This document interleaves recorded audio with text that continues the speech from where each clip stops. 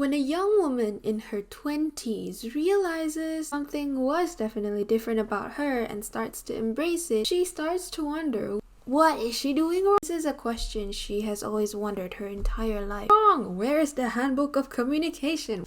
Hello, I've been in line for 20 years. Am I bound to be lonely forever?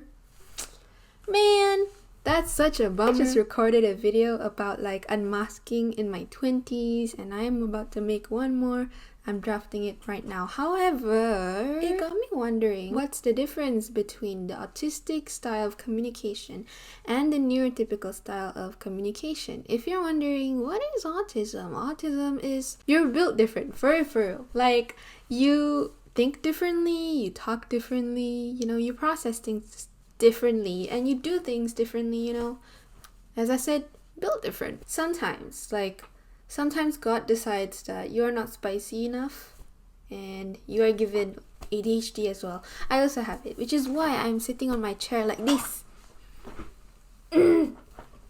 There is a post on LinkedIn, out of all places, from a special education consultant and advocate, coach, parent educator, and psychologist named Yulika Foreman, who has a PhD. She talked about a research that said even though you as an autistic person, they are rated well on the content of conversations, they are also rated more socially awkward and less socially warm. Like, I wish I can be warm, People who actually see that side of me are usually neurodivergent people to a certain extent. It is found that people who are non-autistic, aka autistic, prefer to continue a relationship with people who are also neurotypical rather than with the autistic people, but the autistic people prefer to continue conversations with another autistic person. You think that because you cannot maintain any sort of like friendship or form any sort of connection with a neurotypical person, that something is wrong with you, but you have no problem talking to somebody who is also neurodivergent.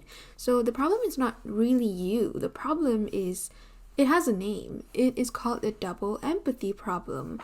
And I experienced this firsthand actually. They have different communication styles. I took it literally. With neurotypical people, what I see is that even neurotypical people, they appreciate directness. They're not into the game, Autistic people, blunt. I guess sometimes to a fault if you don't know how to kind of like be in a social situation, right? Also, my accent is because I went to a Chinese school, or I studied Mandarin for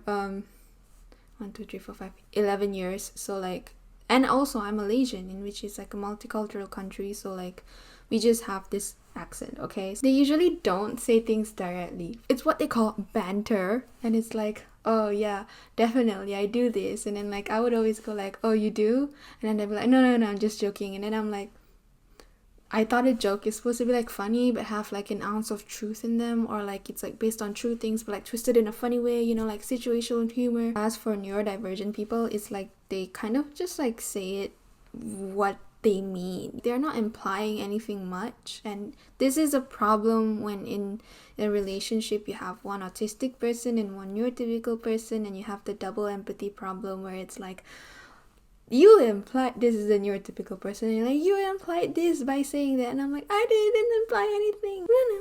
What is going on? Oh, the sink is filling up, and I'm like, oh yeah, it's confirming the fact. But it's like, if you meant you should wash the dishes, why don't you say you should wash the dishes? Because it's like, isn't that the outcome you want? It's the thing, right? When I don't know why when I say good morning to somebody, like my eyes just like this is the eyes, and it's like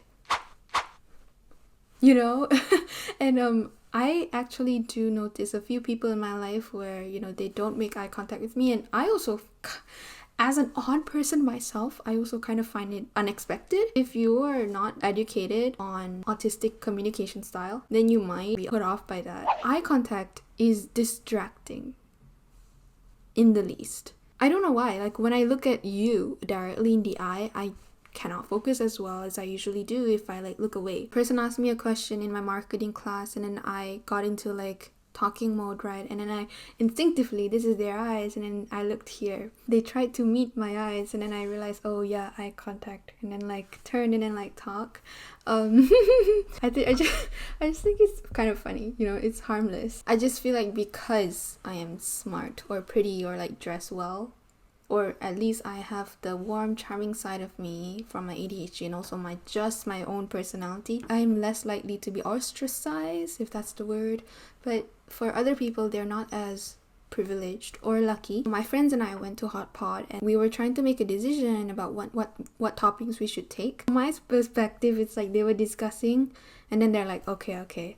And then I'm like, so are we doing this or not? And then like they explained why it's a yes. However, they did not say it's a yes. They were explaining the circumstance and I'm like, wait, I need a yes or no. I need a direct yes or no. And then they're like, yes. And I'm like, oh, okay. When I mentioned the double empathy problem, right? It's like you can't expect the autistic person to completely change their style, but you also cannot expect like a neurotypical person to completely accommodate for somebody at the expense of themselves. I feel like autistic people have a tendency to say like, okay, I won't do that, and do the guesswork to try and guess like, oh, this is what I'm not supposed to do, and then like push themselves to the point of burnout, and then like they just like